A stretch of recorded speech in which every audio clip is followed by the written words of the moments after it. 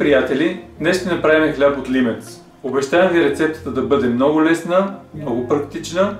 Следвайте стъпките. За днешния хляб от лимец ни трябват 600 грама зърно, които ще смеля. Ще използвам биолимец и биоръж от етно. За тези от вас, които не са виждали ръж, ето така изглежда.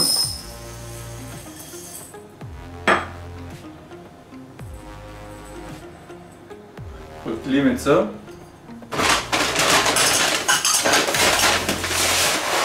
изглежда по този начин.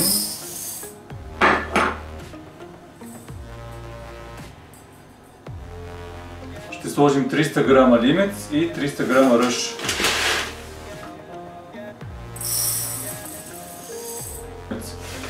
Общо станаха 600 грама зърно, което сега ще смелиме в каменната мелница.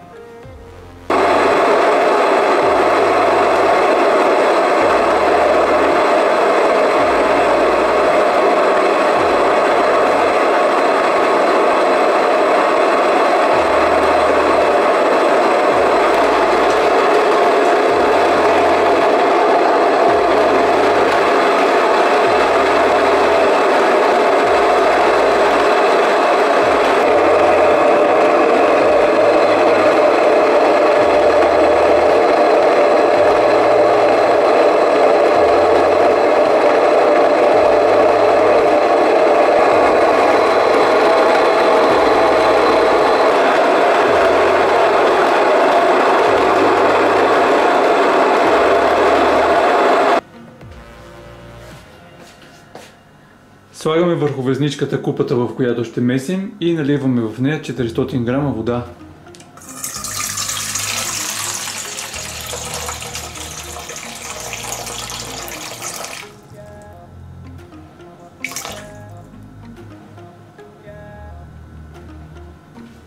Имаме приготвен свеж квас от ръж.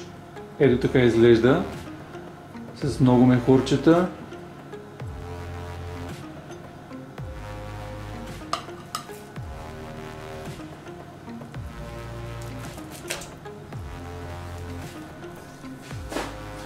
Започваме да разтваряме кваса, като целта ни е да бъде разтворен във водата, колкото се може по-хубаво. Ако го оставите в това състояние, няма да пречи, но много по-добре е да бъде разтворен колкото се може по-равномерно.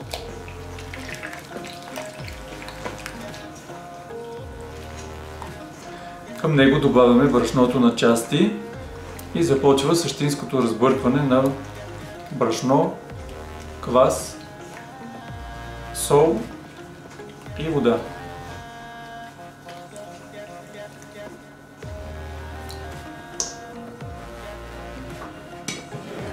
Както казах, това са равни части лимец и ръж. Общото количество на брашното е 600 грама. Има 300 грама лимец и 300 грама ръж. Разбъркваме брашната да поемат водата. Ето така, по този начин.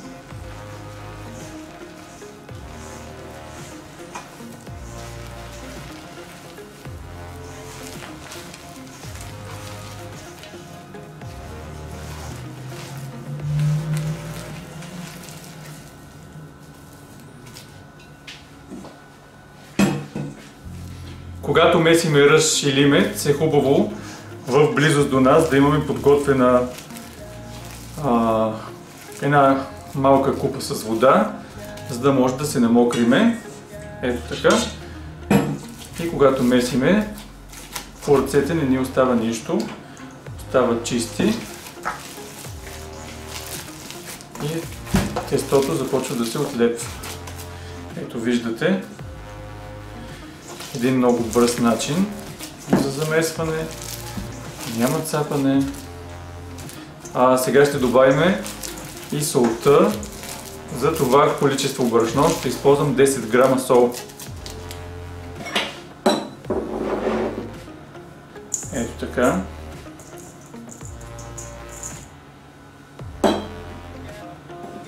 Отново си намокряме ръката малко с вода и се опитваме да разпределим солта равномерно в тестото.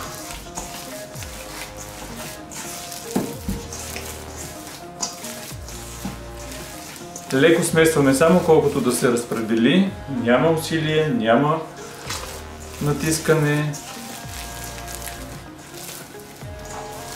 Така по този начин. И правим едно последно финално оформяне. Както казах, когато месиме с навлажнени ръце, месенето е много приятно, много леко, няма лепене, няма цапане. В купата почти всичко е чисто. И по моята ръка всичко е чисто, така че месенето е приключило. Оставяме тестото така за 10 на минути. Ще си направим формата за печене, ще я подготвим и ще сложим тестото в нея.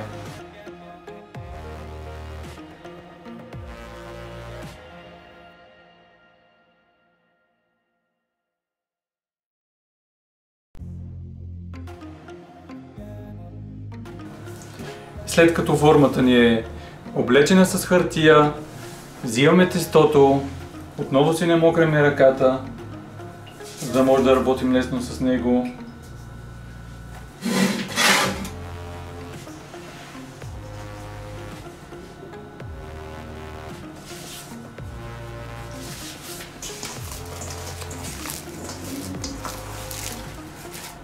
Размесваме го още малко.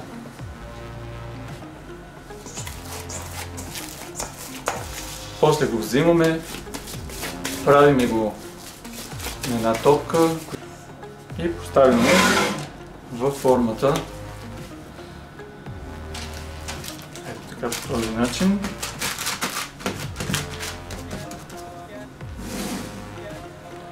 Хубаво навлажняваме и започваме да заглаждаме. Ето така.